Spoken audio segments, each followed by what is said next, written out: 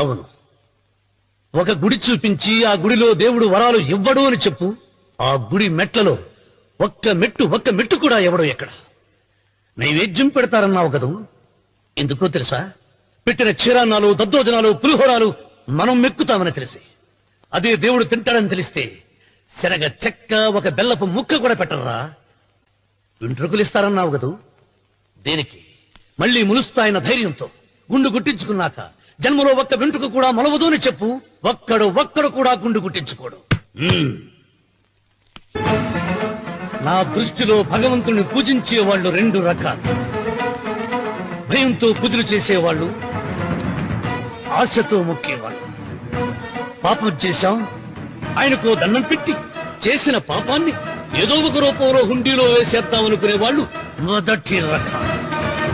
మొక్కితే ఏదో దక్కుతుందని ఆశపడేవాళ్ళు రెండో రకం.